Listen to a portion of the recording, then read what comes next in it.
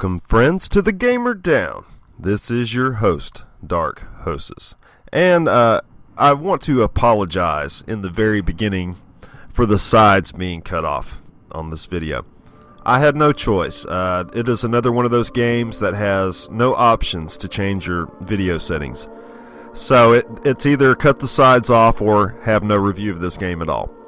And Fraps was having a little bit of trouble, as you can see that the frame rate counter even got captured in the left top corner there, and it's all jumbled up. So don't ask me. That is one thing you might keep in mind. The options for changing your graphics are not here in this game.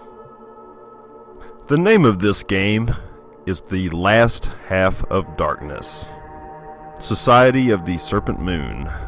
It is a point-and-click adventure game. And I love point-and-click adventure games, and I'm one of the only people on YouTube who even attempts to review these puppies. You know, it's very difficult to review a point-and-click adventure game because you're basically pointing and clicking. You know, it's no huge mystery what these games are like. You know, but there are good ones and there are bad ones, and there's been a huge resurgence of these games lately. And I'm basically one of the only people who will do a review of these type of games. So that's why I do it. And one reason is because the edges on almost all these games get cut off, because almost none of these point-and-click adventure games come with options to change your video settings. So that makes it very painful for video reviewers. One of the main reasons is because point-and-click adventures are never AAA titles. And you see here the only options you're given are faster gameplay, subtitles, or the option to turn your effects off. So, you know, it's very, very limited.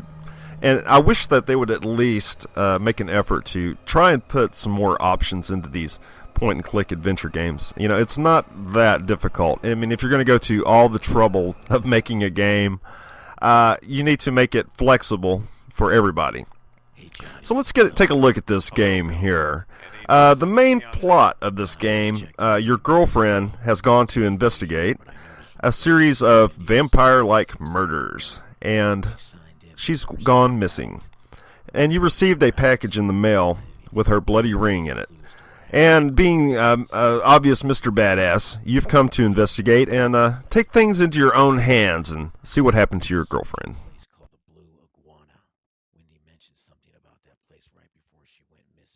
Sure thing, Bill. I'll give you a call if I find anything out. Thanks. And there you could hear a little bit of the voice acting. And you see that it is your standard point-and-click adventure game. You have your inventory at the bottom here, and your mouse will turn red when there's something to click on. You know, it's very basic. Most point-and-click adventure games, it's all about putting one object with the next object, and this game I was very, very impressed with. I was impressed with the graphic styling and the way it was set up. You know, it's not complicated at all.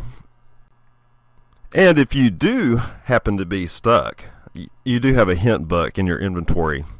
You can go with the option of not using the hint book at all, but, you know, hey, since it's there and you might get stuck, it's always probably a good option to just go ahead and click the easy mode so you have that hint book at your disposal.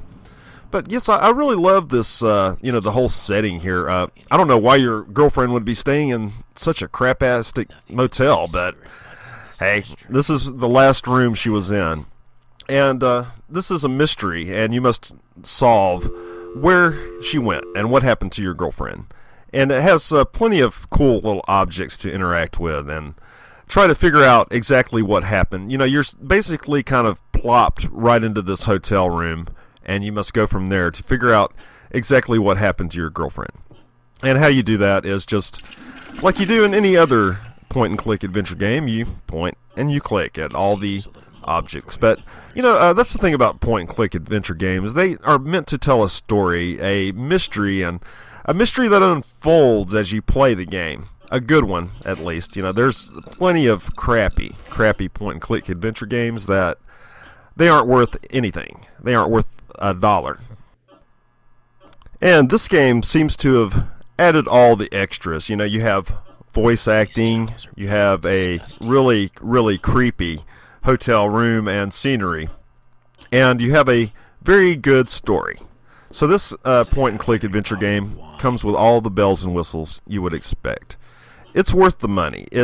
I had a very good time, messing around in this game, and I intend to play it through to the end. I was, very impressed by these little cutscenes that, happen as you're investigating this, so maybe a murder mystery. We don't know yet. And I really love these types of point-and-click adventure games, where you have to kind of figure it out yourself. The puzzles are intuitive, and you're giving the objects that you need, and you have to put those objects together. And I don't know, I just really like those kind of things. And I love these little extras, like the matches in the trash can, and they have a phone number on, and there happens to be a phone, so of course you're going to call that phone number. And that's what I mean by the clues being intuitive. I've played way too many point-and-click adventure games where you're given some object that has no rhyme or reason, to be there or to go with something else. Here, all the objects, make sense. You have a bucket, an ice bucket, so you know that, hey, I'm going to go need some ice for this. You need a battery, so you search the smoke detectors and all that, for a battery. It's really cool. It makes sense. And there's so many point-and-click adventure games that just don't make any friggin' sense. And that's why I was pleasantly pleased by this game, because it made sense. And it almost instantaneously engrosses you into the story. You want to find out what happened to your girlfriend. You want to find out the mystery. That's the signs of a very good story. The story is kept rolling along, by the voice acting and the cutscenes. I really, really enjoy that. That makes you feel more connected to this game. There's so many point-and-click adventure games that are just so silent. Just maybe the music track in the background, some eerie music. But this constipated voice actor, yes, he does sound a little in need of some Metamucil. He keeps the story going, with his little gravelly voice. And all the little extras I really like, such as calling this phone number. It sounds so simple, so easy, but it adds to the story. It adds to the mystery. You have no idea who's on the other end of the line. But, it's building on this mystery, and it's building on this story. So let's listen into this little phone call real quick.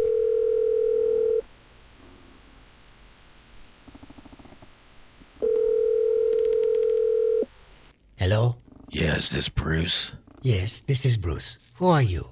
I'm looking for someone. Who is this? How did you get my number? Ah, Mr. Black. Miss your girlfriend, do you? Yes, we have her. After some persuading, she mentioned you might have something that belongs to me? Yeah, I got your disc, but I want to see her first. Oh, you want to see her, huh? Well then, you go downstairs, and in your mail compartment you see your girlfriend.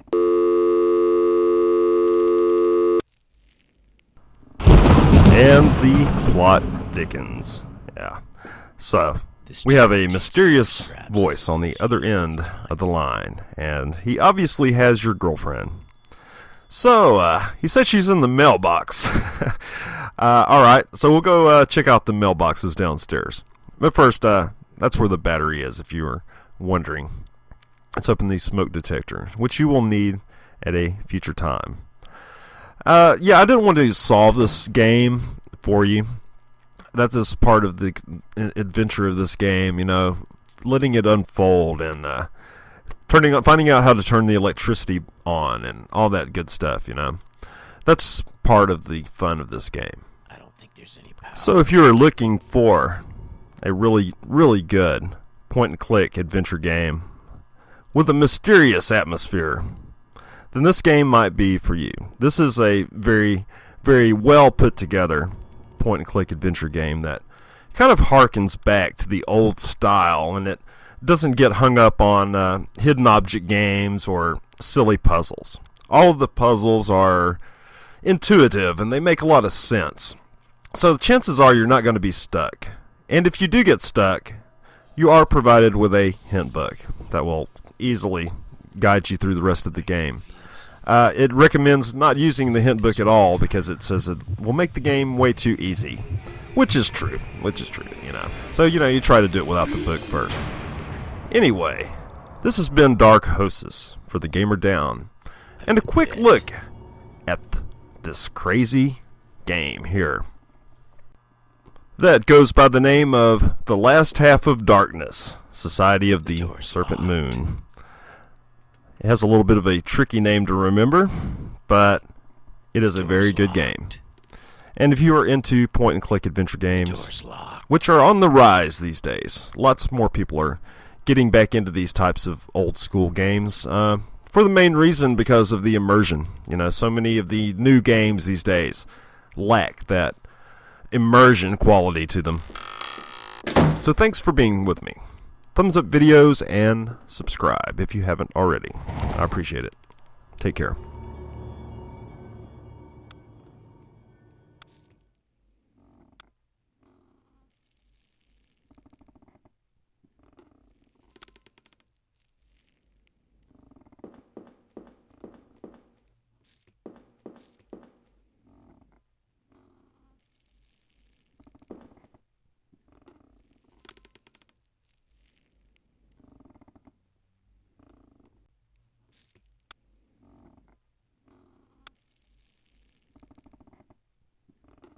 I don't think there's any power.